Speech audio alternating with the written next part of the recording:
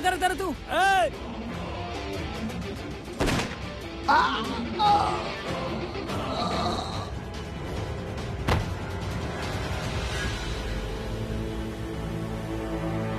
Thanks a lot everyone. अब photo session बंद करता नहीं काहे कि हमार होने वाला हस्बैंड अब सबके खातिर स्नैक्स ऑर्गेनाइज कर लिया वो भी लॉन में।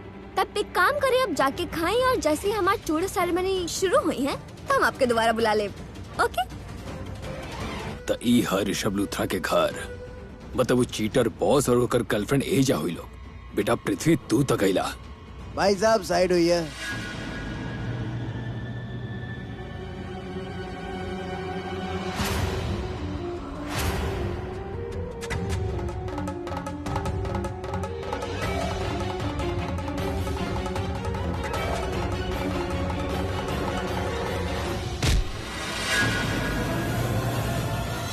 रुक जा।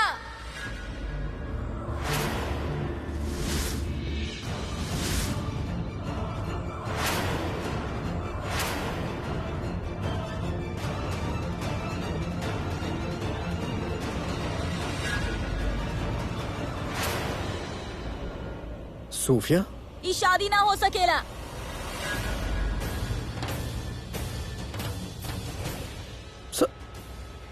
सोफिया, ई शादी ई रस्म ना हो सकेला। करण के और के हो ही ना सकेला काहे कि करण सिर्फ हमार बा। एक सेकेंड, तार हिम्मत कैसे भइल हमार रस्म में घुस के अब सगुन करे के? तो बाकी bloody cheaper girl. Don't you dare call me bloody cheapo. और तू हमरा से पूछे ताड़ू हम के बानी? तू के बड़ू? हु आर यू? तू हो के लो के हमार करण से शादी करे वाली?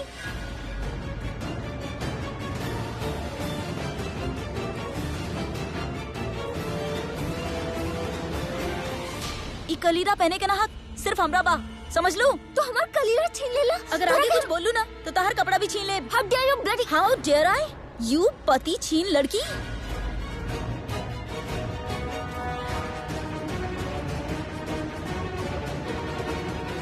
देख तू ना हमरा से तमीज से बात कर।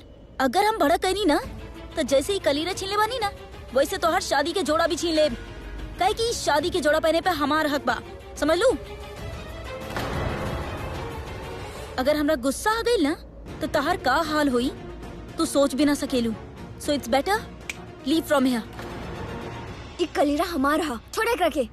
ई कलीरा हमार बा। ये हमारा, ई हमार बा। तोरा समझ नहीं क्या आवती बा? ये हमारा। छोड़ तो छोड़ा। ये हमारा, अरे हमार बा। ये हमारा।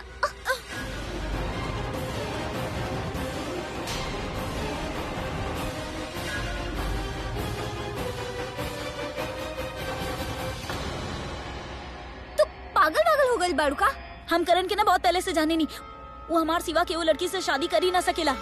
लिसन, करण के हजारों फैन बा। तार पास दिमाग बना तो ओकरा के यूज करा। अपन हर फैन से तो शादी ना करत फिरेला नहीं। करण लूथरा सिर्फ मनीषा शर्मा की हा। करण हमार बा। हमार हा। तेरा समझने की हाथ करण हमार बा। हम कह देना हमारा हा। तो चुप रहा।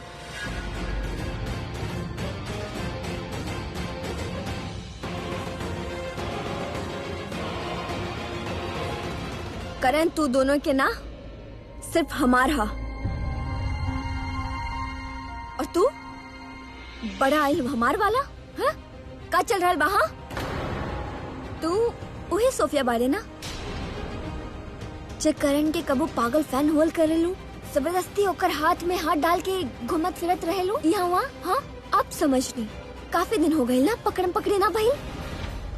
तू एक भूलल बिसरल दास्तान बारे, समझला। जब से लड़की मोनिशा हमारे बेटा के जिंदगी में आयल बाड़ी तब से। हाँ जब से हम इनका बेटा के जिंदगी में आयल बाड़ी ना तब से। शट अप, सब चुप। अब हर सवाल के जवाब हमार करण दी। हाँ? चला बोला, सबके सच बता दा। बोला।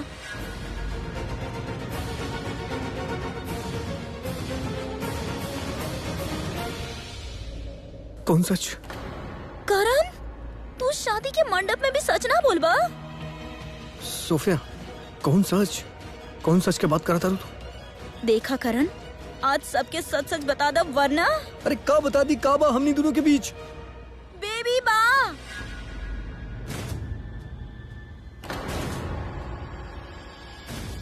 हमनी दोनों के बेबी।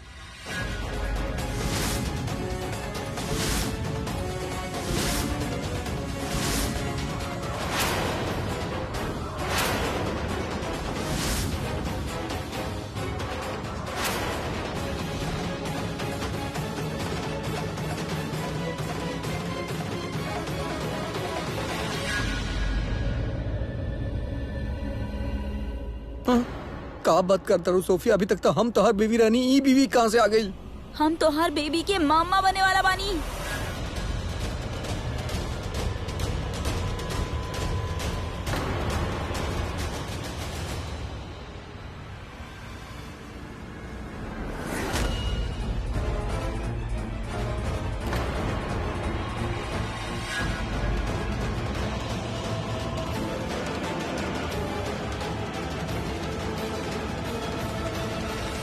ये सहनाई वाला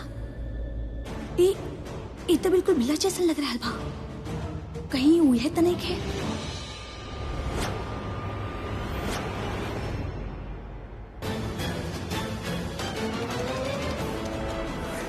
हाँ पक्का ही बिल्ला ही बा। ऐसे हमके देख के यहाँ से भाग रहा बा। शायद वो चीटर बॉस के गर्लफ्रेंड वो हमरा के शायद पहचान ले बिया। अगर आज वो हमरा के पकड़ लेलस ना तो हम कहनी सीधा जेल में। जेल कहनी तो कहनी, लेकिन जेल जेला से पहले गद्दार मक्कार पृथ्वी मल्होत्रा के तो सबक हम सिखा के रहे।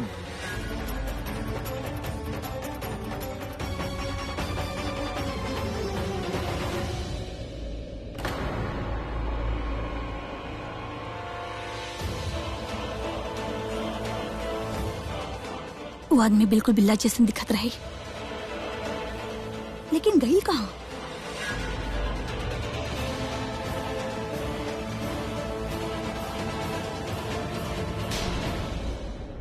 केहू और भी तो हो सकेला। का पता हमार वहम होखे।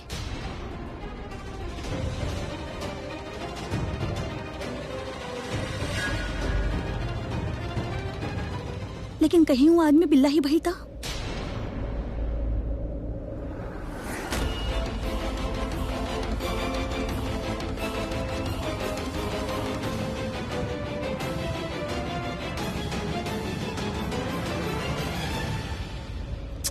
ओ गॉड, शर्लिन तो यहाँ पर का कर रहल बाड़ू?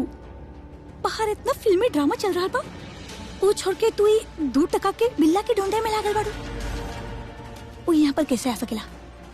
Just forget it.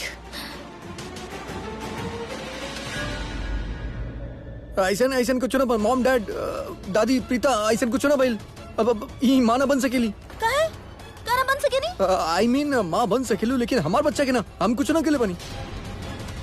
Mister God तू सिगरेट बाड़ा। हम तो सिर्फ मोनिशा मांगले रहे अपन गिल्ली डंडा प्लेयर खातिर, सो दैट ही पृथ्वी के प्रीता जी से दूर रहे। पर आप तो दूध को दे देली, वो तेसर एक्स्ट्रा बोनस के साथ। ऐसा अरे करण तू ऐसा काहे कहा तड़ा? प्लीज ऐसा मत कहा। हमरा पता बा तू हमरा साथ टाइम पास केला हन, लेकिन हम तरह से सच्चा प्यार केले बानी, सिर्फ तरह से। ऐसे तो अपन सब कुछ निछावर कर देनी। आप सब लोग प्लीज बुरा मत माना। हम अपन होके वाला बेबी के पापा के कुछ दिखावे चाहे नहीं, अकेला में प्यार के निशानी के मामला बा, सो प्लीज डोंट माइंड। अरे डैम प्यार के निशानी वगैरह यार हम कुछ ना के लिए बनी। तू अच्छा तरीके से जाने लू सोफिया, आप सबके सामने ऐसे काहे बोलत? हम कुछ ना के लिए ऐसे बनी। दिल तोड़े की बात मत करा। अरे हम कहाँ दिल तोड़ता नहीं है। तू हमारी इमेज कैसे तैसी करता रू? तू सबके सामने कहा बोलता रू? तू जबकि जाने लू कि हमने ऐसे कबो ना के लिए बनी। काहे ऐसे बोलता रू यार? का करता रू तू?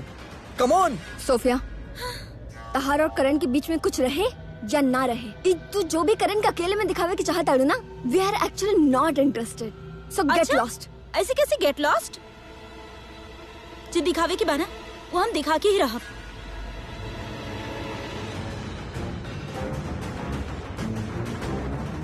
यू मेडिकल पेपर बना जे हम और करण पहला बार गायनेकोलॉजिस्ट के पास गेल रहनी। हमनी के बच्चा के व्हाट?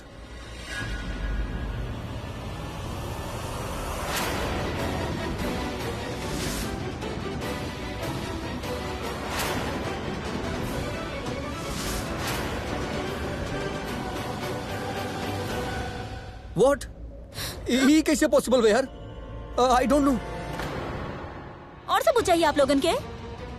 ये देखी, ये एंट्री रजिस्टर के फोटो बा।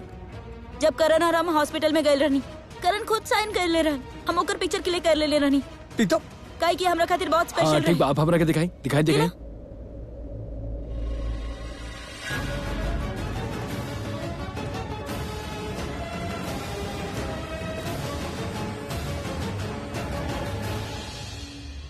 ये कहा करन ए पर तो साइन बता तू इनकरा साथे गायने के लेके गइल रहला। अब तू भी ऐसे बोल, ए में हमार साइन बा, सबके सामने ऐसे बोल बे, तू ऐसे बात कर, बता ये सब का बोली है यार, तू तो चुप कर यार। लेकिन एजा सिग्नेचर बता यार नाम हमार सिग्नेचर हो। ओकरा से पूछा कैसे आई। हमरा का पता रहे ई दिन आई। करण से रिलेटेड हर चीज हमरा खातिर स्पेशल रहे, हर चीज संभाल के रखनी, जैसे ये प्यार के निशानी के अरे हम। डैम प्यार के निशानी यार, ये डैम ये रजिस्टर वगैरह भी ये सब फ्रॉड बा, ये सब झूठ बा। मॉम हम ऐसे कुछ ना केले बानी यार, का बोलत तारू। अच्छा तो फिर 2 महीना पहले तू हमरा होटल प्राइम में ना मिलल रहला।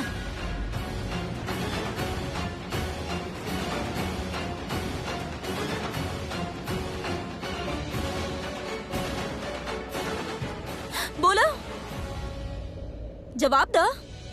मिलल रहनी, बिल्कुल मिलल रहनी यार, मतलब बाई चांस मिलल रहनी, लेकिन कुछ भइल ना रहे, कुछ ना भइल रहे हमनी के बीच में। तो ये बच्चा कहाँ से आया आई डोंट नो। तू कहा तड़ा कुछ ना भइल रहे ना सब बाई चांस भइल रहे। हाँ करण वो दिन हमरा खातिर बहुत स्पेशल रहे। Sofia what are you saying. जब तू कहले रहला कि तू हमरा से प्यार करेला कहले रहला और जताइले भी रहला। हम और अब देखा प्यार के निशानी भी हमरा पास। Shut up. ये झूठ के पोटली उठावा और निकला यहाँ से, समझला तू।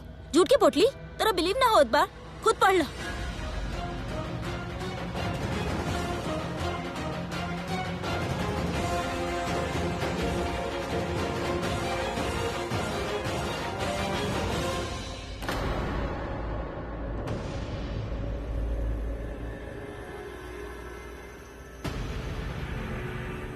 Mom what. तू ये सब करला। अरे कुछ ना। बेशर्म।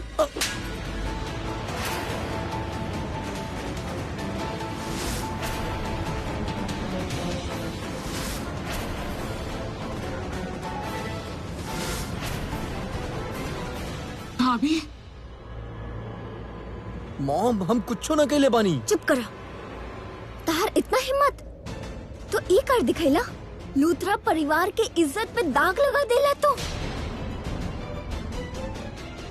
हम पुराना जमाने के माँ ना हई, जब बेटा केहू लड़की से प्यार करे और हम ओकरा के ठुकरा दी।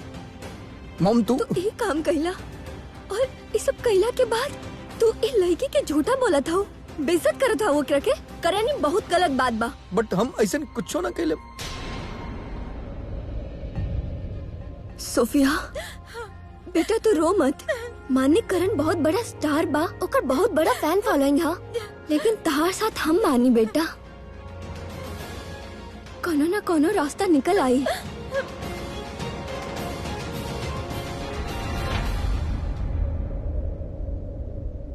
तू चुप काहे खड़ा बड़ा?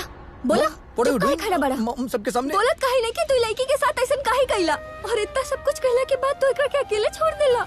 हम कितना प्राउड फील करत रही कि हम दी करण लूथरा के माँ हई, लेकिन आज तो हमार सर शर्म से झुका देलस। तू तो हमार गुरूर रहे, लेकिन आज हमार शर्म बन गई बाड़े। सबके सामने हमरा के शर्मिंदा कैले हा। ई माँ के भी और ई माँ के भी। मॉम हमारी बात सुनी ना। मॉम चाय दी ना। मॉम सब लोग सामने में खड़ा बा, प्लीज जाइए। ऋषभ का बोले था ऋषभ? जाए दी। करण एगो बच्चा के बाप बनने वाला बा और तू कहा था कि जाए दी। यही तो प्रॉब्लम बा। हर बार तू एक साइड लेवेला। देख ले लेना ओकर नतीजा। देखला का सब हो गई। तो हर लाड प्यार के ही नतीजा बा। ई सब ये हुए के चाहिए कर साथ। इसने मुसीबत में फंसे के रहे। और एक तरफ एक मोनिशा जो कलीरा लिए हाथ में खड़ा बाड़ी, और दूसरा तरफ सोफिया जो बच्चा पेट में लियल खड़ा बाड़ी। बोला तू एक साथ ऐसा काहे कइला? ओकर अकेला छोड़ देला। ई हालत में तू अकेला छोड़ देला। बहुत गलत कइला तू। मॉम, और मॉम बना के मॉम, अकेला छोड़ दिया। मॉम, बताओ तू हमरे के। अरे हमरे क्या जान है कि एकर साथ ऐसा काहे कइला? बताओ तू हमरे के। बताओ सारा फसाद की जड़ ना ही लड़की है बा। निकला यहाँ से। हम निकली। You get lost. हमरा के गेट लॉस कहत बाड़ू। हमारा और करण के बीच तू आइल बाड़ू तो तू यहाँ से निकला। हमनी दोनों के बीच में तू आयल बाड़ू। करण हमार होके वाला बेबी के पापा बाड़े और हम ओकरा तरह के छीने ना दे। पता ना कौन सिचुएशन में फंसा के करण से शादी करत आड़ू तू। करण हमार बा। करण हमार बा। तू ओकरा हमरा से छीन ना हमार सकेलू। बा।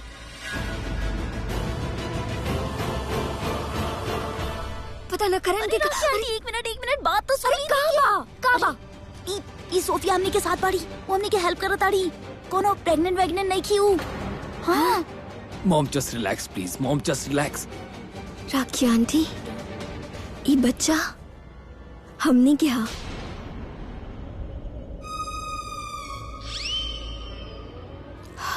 तहार।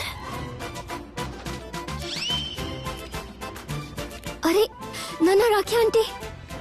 ऋषभ मॉम जी। एक आप हमारी बात सुनिए, ऐसा कुछ नहीं के हम और प्रीता जी सोफिया के घर पे गए रहनी हमनी के।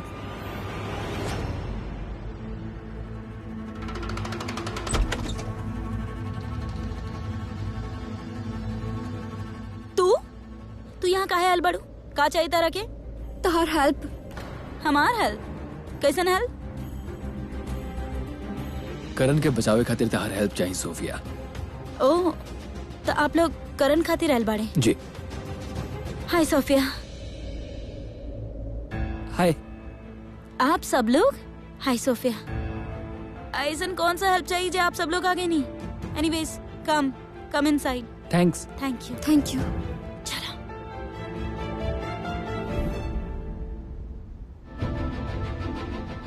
तो बताइए का बात बा? आपके दी करण लूथरा के शादी हो रहल बा मोनिशा शर्मा के साथ। करण शादी करा था? कौ लड़की हमरा से भी ज्यादा खूबसूरत बाड़ी? हाँ ना मत बतावा। करण के ओकरा से ना हमरा शादी करे की चाहिए। राइट। करण के तो कितना सारा गर्लफ्रेंड बाड़ी, कितना सारा लड़की मरेली ओकरा पर। और करण तो फ्लर्ट बा, नॉटी बा। वो कितना सारियन का बा। कैसे वो क्यों एक होता? Relax Sofia, I understand. पिछला बार केहू बदतमीजी कर देले रहे। हाँ और सोफिया जे हमार भाई बा करण उ फ्लर्टी और नॉटी नहीं खे। लड़की उनके पीछे पड़ जाली यार, तो उनकर का फॉल्ट बा? राइट। हाँ कृतिका एकदम ठीक कहती है। हमने की जौन करण भाई बाड़न ना बहुत चूजी बाड़न, हर किसी के पीछे ना चलन। बताओ ना सृष्टि। मतलब करोड़न में से एक या दो के ही भाव देवेले, वो ज्यादा के हो के है। और वो एक दो में से भी आपके ही नाम आवेला। He is very fond of you, you know you are his favourite. वो तो हमरा पता रहे। और हमरा ये भी पता बा कि वो मोनिशा से शादी काहे करता। काहे कि हम ना रहनी ना यहाँ पर। हम 2 महीना पहले लंदन चल गए रहनी। जाए से पहले ना हम एक होटल में ओकरा से टकरा गए रहनी। पता बा वो हमरा हाई भी कहलस, लेकिन जौन तरह से बोलस ना कि हम समझ गए नहीं कि वो टेंशन में बा। हम ओकरा साथ टाइम स्पेंड करे चाहत रहनी, लेकिन वो कहलस की टाइम में नहीं खे। हम कल रात के लंदन से वापस नहीं। एंड आई एम श्योर शादी खातिर ना उस सबसे पहले हमरा के कॉल केले होगी। लेकिन पता बा अगर बात हो जाता तो हम ऑन द स्पॉट हाँ बोल देती। फोन ना लगल हुई ना बेचारा के, तबे बेचारा मोनिशा से शादी करे के सोच ले हुई। अरे नाना ये कोनो सोचल और चाहल वाले शादी ना हो रहल बा। हाँ इस जबरदस्ती वाला शादी है सोफिया। हाँ मोनिशा झूठ बोलकर ऋषभ भैया के जेल में फंसे ले रही। और अपन भाई के जेल से निकाले खातिर करण मोनिशा से शादी के प्रॉमिस कर लेलस। मोनिशा ओकरा के ब्लैकमेल करके शादी ओकरा साथ कर रहल बिया। देखा सोफिया तू ता करण के कितना टाइम से फैन बाड़ू, ओकरा के आइडियलाइज करत हूँ। तोरा खातिर वो हीरो बा। ता आज वो मौका आ गई जब तू अपन हीरो खातिर कुछ कर सकेलू। अगर तू चाहबू तो ओकरी शादी रोक सकेलू। हम पर कैसे? ओकर हुए वाला बच्चा के माँ बन के। हाँ वाओ ये आइडिया तो बहुत अच्छा बा, लेकिन बेबी के मामा बने खातिर ना 9 मंथ्स के टाइम लगेला। अरे नाना असली के मम्मी ना बने के। हाँ हमार मतलब बा कि तोरा के सब प्रिटेंड करे के बा, बस वहाँ जाके शादी में अनाउंस करे के बा कि तू करण के बच्चा के माँ बने वाला बाड़ू। हेलो हमार फिगर देख के मानी कि हमरा देख के बोली कि हम 9 मंथ्स प्रेग्नेंट बानी। अरे सोफिया तू तो 9 मंथ्स प्रेग्नेंट दिखे की जरूरत नहीं के। सिर्फ वहाँ जाए के बोले के बा कि तू प्रेग्नेंट हो गई बाड़ू, दैट्स इट बस। ना क्यों ना मानी? अरे यार सोफिया अगर प्रेगनेंसी रिपोर्ट्स देखी हैं तब तो मानी है, पर हमरा पास ऐसा कोनो रिपोर्ट नहीं है। अरे तू रिपोर्ट के टेंशन मत ला, रिपोर्ट हमनी के बनवा ले। आई नो कि फेक रिपोर्ट बनावल अच्छा बात ना बा, लेकिन यहाँ पे केहू के जिंदगी के सवाल बा। और उस जिंदगी हमारे भाई की है सोफिया। वो देखा, वो एंट्री के वक्त जब विजिटिंग फॉर्म पे सिग्नेचर आवेला ना, वो हम कर देम। और सबके विश्वास दिलावे खातिर वो सिग्नेचर बहुत जरूरी बा। आप कहे साइन करब, वहाँ पे साइन तो करन के होके चाहिए। अरे क्या कि हम दोनों सगा भाई बानी, तो हमनी के हैंडराइटिंग भी सेम बा। अरे हम दोनों के एक मतलब हम दोनों की तनी हैंडराइटिंग अलग बा। हाँ तो ओकरा जगह पे हम सिग्नेचर कर देम और ऐसा सिग्नेचर करेम कि ओकरो पता न चले। अगर पकड़ल गई नहीं तो? अरे वहाँ कौन सा क्यों हैंडराइटिंग एक्सपर्ट बैठल बा यार। आई मीन प्रेगनेंसी वाला खबर ही बॉम्ब ब्लास्ट कर दी, क्यों साइन वाइन चेक ना करी वहाँ पर। हाँ ये बात सही बा, तो हमार माँ बनल भी सही बा। सही बा, बन जाता नहीं हम करण के बेबी के मामा। ओके सही बा।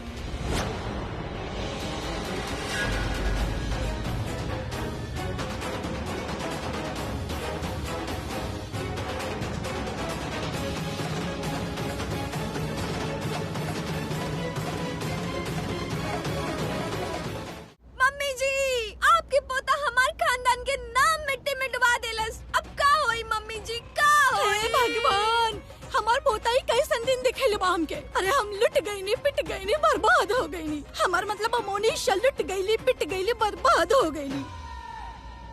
केहू ना लुटल पिटल और बर्बाद भइल। थैंक्स बुआ, कम से कम आप हमारी बात के विश्वास करी। Thank you so much. हमके तो पे बिल्कुल विश्वास नहीं खे। आफ्टर ऑल दिस नेवर। हमार कहे के ये मतलब बा मॉम, भाभी, मोनिशा, आप लोग ना लुटल पिटल बर्बाद भइनी। ये बेचारी लड़की लुट गईली, पिट गईली और बर्बाद हो गईली।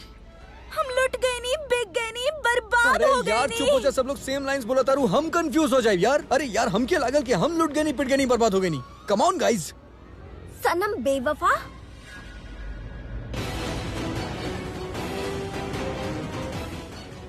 हम अरे नाना, हमार ना सोफिया के हाँ? सोफिया के बेवफा सनम। तू बेवफा सनम हाउ। एक्सक्यूज मी, ना तो हम बेवफा बनी और ना ही हम केहू के सनम बनी। ओके, तू बेवफा हाउ। ना बानी, तू बेवफा हाउ। ना बानी, हाउ ना। हाउ हाँ बहुत ज्यादा हाँ? हो। हाँ बानी, हाँ बेवफा बनी। Yes. बाल बाल बच गए नहीं, बाल बाल बच गए नहीं। हम ना लुटनी, ना पिटनी, ना बर्बाद बनी। बाल बाल बच आज गए हम नहीं। आप सबके सामने ऐलान करतनी कि हमार भाई करण लूथरा ये एक्सेप्ट करे या ना करो। हमने के लूथराज हैं और हमने के औरत की इज्जत कल जाने नहीं। हमने के होते हुए कोनो लड़की की इज्जत पे कोनो दाग ना आई। और फिर तो ई आपन आपन ही बिल्कुल ही हाँ, आपन आपन ही। ही। अपन बा। ओ रिपोर्ट कहाँ बा? दिखावा तनी। इला, रिपोर्ट मॉम, दिखावा। मॉम। देखी, ये देखी जी, सब आई लोग देखा क्या देखी। के ले तू? हमार करण के हुए वाला औलाद के पहला रिपोर्ट। हमरा के त लागत का बा, पूरा यकीन बा ओकर नाक नाक्श बिल्कुल हमार करण जैसन होई है।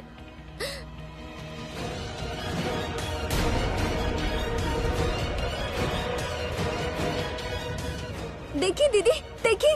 भाभी ओवर एक्टिंग। और वैसे भी बच्चा का चेहरा एमे थोड़े दिखेला। ठीक है, एक मिनट, देखी, एक हाँ। मिनट। ये औलाद चाहे कैसन भी एकरा कोख में आइल होखे, शादी से पहले आइल होखे। अरे आपन लेकिन है आपन भाई, बा। आपन है। हाँ, हाँ, आपन बा, आपन बा। अच्छा बिटिया ये बतावा, पोता बा के पोती कुछ पता चलल? दादी आप ही कैसे पूछता नहीं, इधर इलीगल बा। इल्लीगल। ऑफ कोर्स हमके पता बा, हम तो ऐसे नहीं पूछत रहनी। हम सोचने नाम सोच ले, और हम तो नाम सोच ही ले बानी।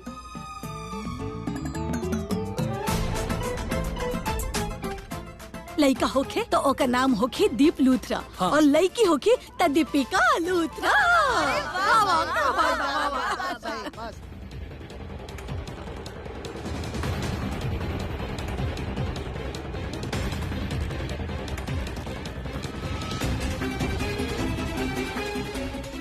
तहार लास्ट टाइम चला था, मौका मिलते ही चौका मार दें, टपका दें। आई am really sorry. I think हम वो दिन तनी ड्रंक रहनी, तब अगर हम कुछ गलत करनी तो I am really sorry. It's ओके।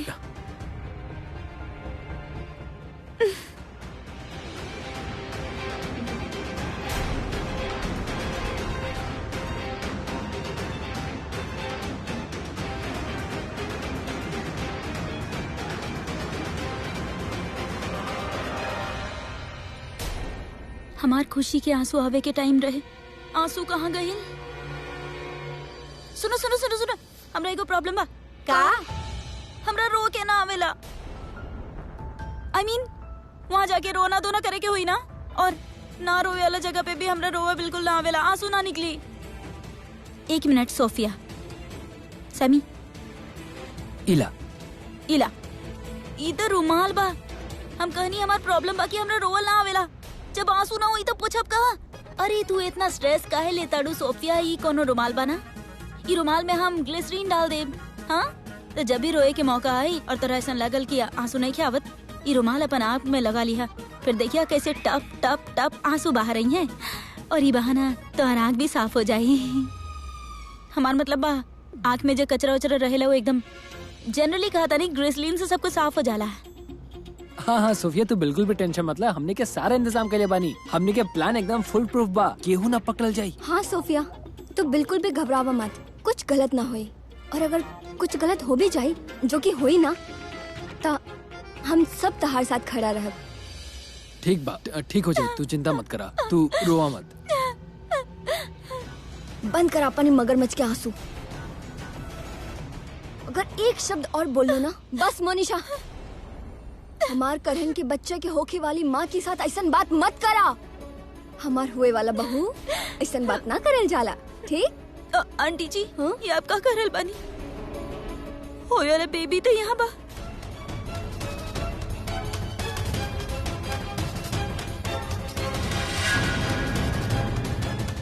चक्कर बेबी, ओकर पति, ई के होके ली होए वाली? ना होके वाली। हम बताते नहीं रहा कि आंटी आपके इनका का बुलावे के चाहिए? इनका हमारा होके वाला पोती पोती इनकी माँ, या फिर ई घर के होके वाली बहू? ना तो सोफिया ही बुला ली। सोफिया, बड़ा सोफिया ना नाम बना है ना? हाँ, बहुत अच्छा नाम।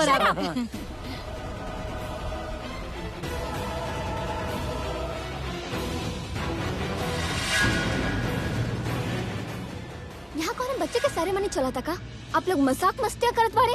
हम जाना तानी कि इनडायरेक्टली हमरा के टॉन्ट मारा तानी, और हम आपको एक बात बता दी सबके कि आज हम ही घर के बहू बनब डायरेक्टली, और आज डायरेक्टली शादी भी हुई है। एक मिनट, हम मोनिशा के मॉम डैड से कुछ कहे चाहते नहीं।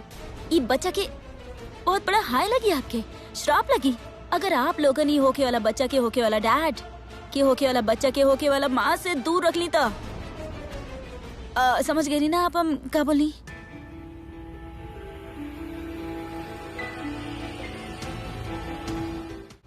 मोनिशा, इवन आई फील तू ये शादी मत कर बेटा, ये रिश्ता तोड़ दा।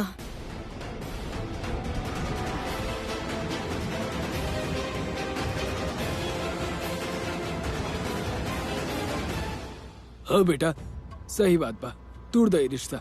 हमरा तो शुरुआत से ही शादी और रिश्ता से अजीब सा फीलिंग आउत रहे।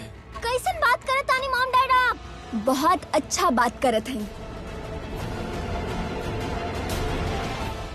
तहार मॉम डैड हैं, बहुत ज्यादा समझदार बानी तोहरा से।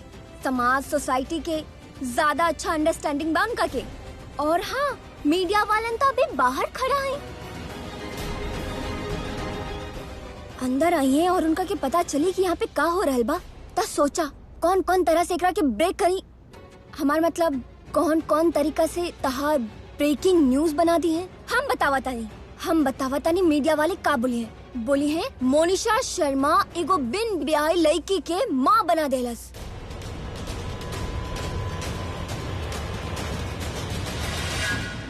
हमार कहे के ई मतलब बा कि अब तक तू करण से शादी कर लेबू। हाँ, लेकिन एकर ना हुई है ना, ता ये हो गई ना बिन ब्याही माँ। अब तू ही बतावा बेटा, एगो बिन ब्याही माँ के हाथ के थामिए। बिना बाप के ही बच्चा के जन्म देवे के पड़ी। बेचारा बच्चा पैदा होते ही ओकर माथे पे अनाथ के ठप्पा लग जाई है।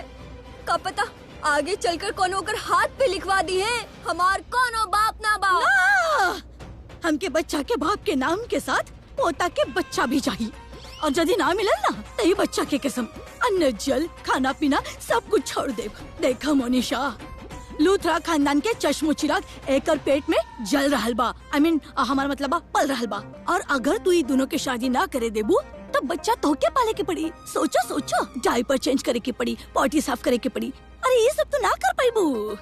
हमार तरफ देखा, हमार तरफ देखा बेटा, हमार तरफ देखा। करण के मुंह छोड़ दी बिटिया, छोड़ दे। कर ले भी दे दोनों के शादी, ठीक बा? यहाँ आवा, यहाँ आवा करण, यहाँ आवा, यहाँ। अबे आवा, जा आजा, यार, आजा, जाओ आजा, आजा, आजा बिटिया, आजा। हाँ।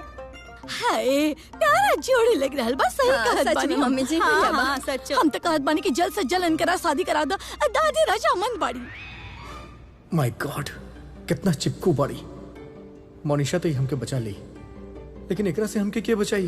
पंडित जी मंत्र शुरू करी। मंत्र शुरू करी, शुरू करी। लेकिन एक मिनट ऐसे पहले हमनी के का लगा था कि हमनी सबके मोनिशा के मॉम डैड के शुक्रिया अदा करे के चाही।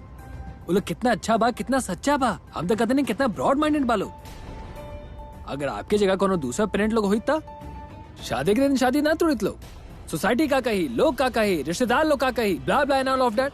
पर आप तो का एक्सेप्ट के लिए बनी। मतलब आप लोग तो साक्षात भगवान हैं। पंडित जी, हमरा के पता ना रहे कि तू ऐसन बाड़े, लेकिन फिर भी हमें लड़की से बात करब। का बात करबो बेटा? अब कुछ बाकी शादी ता हो ना रहल बा, लेकिन बात ता जरूर करब। का बात करबो हमरा के? अरे ले जात बाड़ू। अरे अरे अरे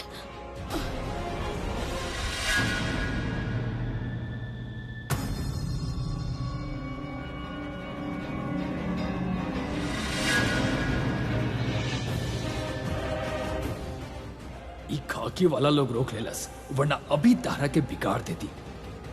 कोनो ना, अभी या कुछ देर बाद हमरा हाथ तब मौत तताह लिखल बाज।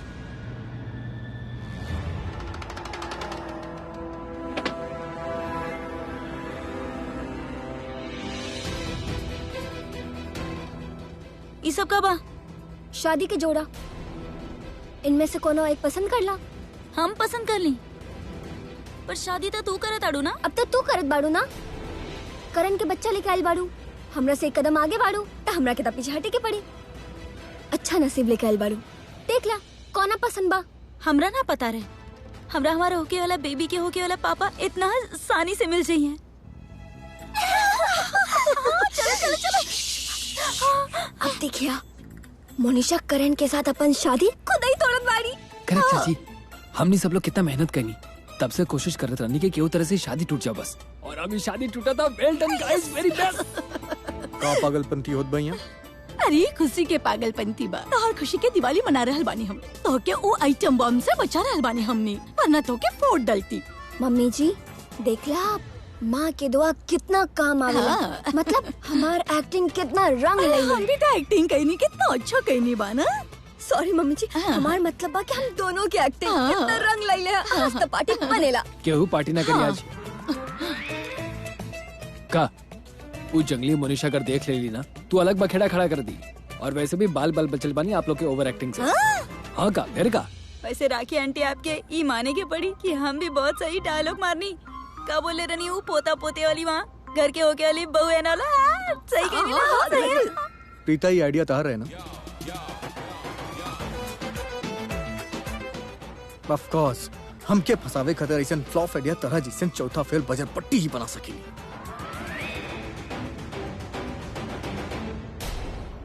ऐसन काहे बात कर बाहर तू? तोरा के पता भी बा कितना मेहनत करनी। हाँ हम एक तो इतना अच्छा आइडिया सोचनी। हाँ वो सोफिया के एड्रेस पता लगाई, ओकर घर गई नी। तोरा के पता बा वो कहाँ गई रहली? लंदन गई रहली। कल रात के ही वापस आईली। हाँ वो तो हम इतना लकी बानी कि वो हमरा के मिल गईली। आज तू हमरा के घर बैठ के हम तोरा के फंसैले बानी। हाँ फसाइलू, इतना खतरनाक आइडिया। सोफिया की एंट्री घर में डायरेक्टली, वाओ, वो भी इतना बड़ा ब्लास्ट के साथ, वो भी हमरा बच्चा की माँ बने वाले बड़ी। और ओकरा बाद आग में घी डाले के काम आप लोग के एक्टिंग कैलस। आई मीन फेक एक्टिंग भी इतना रियल कर देली। और ओकरा बाद मदर इंडिया, इतना जोर से हमरा मुंह पे थप्पड़ मर रही आप। हाँ सॉरी बेटा, माफ कर दा। लेकिन बेटा तहार ग्रह नक्षत्र ना आजकल कुछ ठीक ना चल रहल बा। तहार शनि हमार हाथ में आकर बैठल बा, यही खातिर तो हमार हाथ तहार गाल पे कुछ ज्यादा ही उठत बा ना आजकल। सॉरी बेटा, माफ कर दा। लेकिन तोरा के पता बा सबसे बड़ा बात तो ई बा कि हम खुदा ही ना जानत रही कि ई लोग ये प्लान बनैले हा। जब हम तोरा के थप्पड़ मारली ना, हमरा के खुद ही हार्ट अटैक आवे वाला रहे। सॉरी बेटा, माफ कर दा। एकरा के सब कुछ पता रहे, लेकिन ई हमरा के कुछ बताई लेना। वो तो हमने के केहू का ना बताई नहीं। एमे बतावेला का बात बा?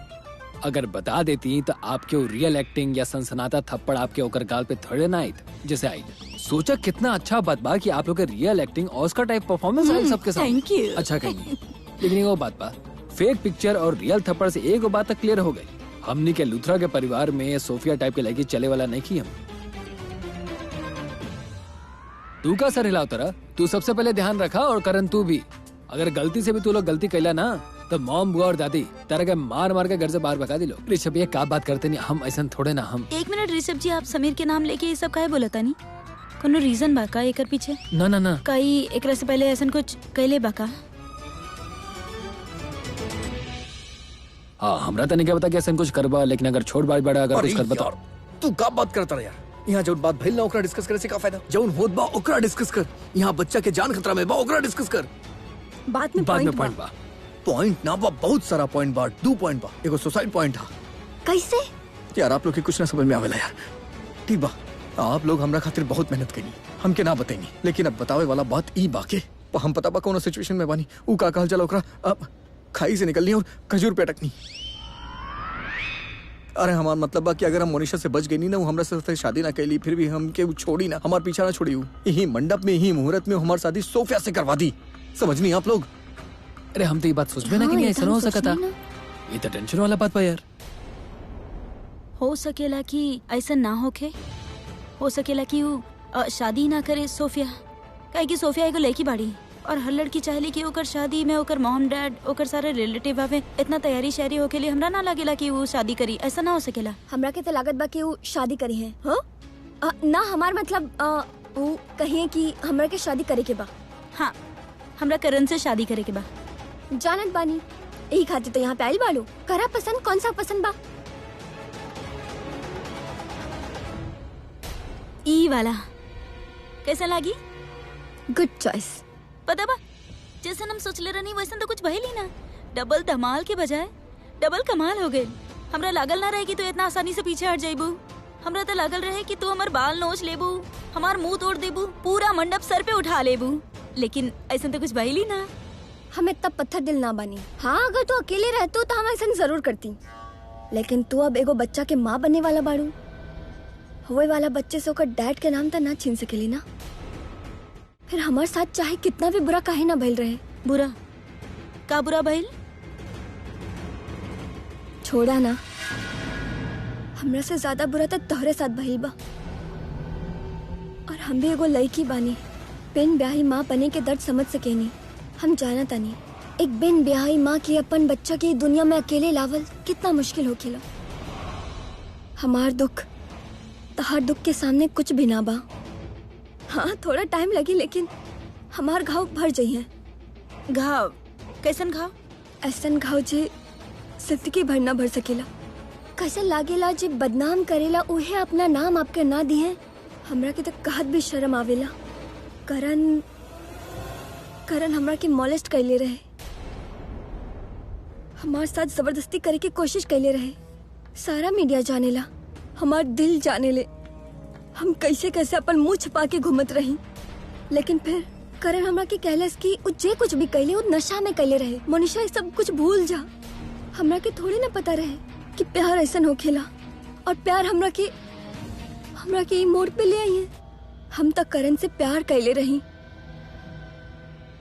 हर कदम कदम पर होकर साथ देनी, पर वो का कैले हा।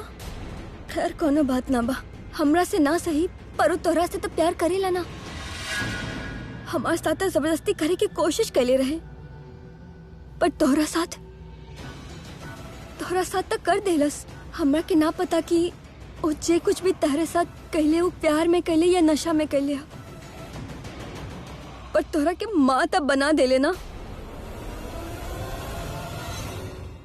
I don't know but I feel कि करण हम दोनों के साथ प्यार में बहुत खेलबाड़ कैले हा।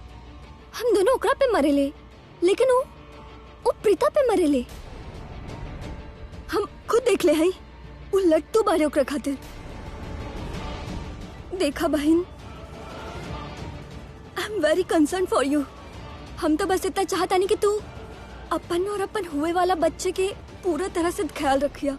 अगर तोहरा के खून के तो कुछ पिए के पड़ी ना तो पी लिया और बर्दाश्त कर लिया। लेकिन इतना कोशिश जरूर करिया कि तोहरा के आइडल पति मिले चाहे ना मिले, लेकिन तहार बच्चा के आइडल बाप जरूर मिले के चाहिए। का लागता सोफिया करण के अपन बच्चा के बाप बना के हमने के मोनिशा के चंगुल से बचा ली है। ऐसा ना होके के एक से निकलनी और दूसरा में फंस गई नहीं। अरे करण के पास नाम बा, शोहरत बा, पैसा बा। मोनिशा ना करी शादी तो सोफिया ना पीछे पड़ जाए। रुके, इतना घबरावे की कोनो बात ना बा। सोफिया से तो हमने एक बात करके रखल बानी, ओकरा के हमने समझाइले बानी कि का कहे के बार का ना। आई एम श्योर वो वही कहिए जे हम ओकरा के कहले हैं। अगर 1% वो ऐसा कह भी देला, आई मीन वो ऑफ ट्रैक हो भी गई लेता, हम बानी ना, हम ओकरा से कह दे कि शादी ना हो सकेला, काहे कि तू तो प्रेग्नेंट बाड़ो, एक कोख में बच्चा लेकर तू शादी के साथ फेरा ना ले सकेला। ऐसा लूथरा फैमिली में रिवाज बा। Right right right right right बा ऐसा रिवाज।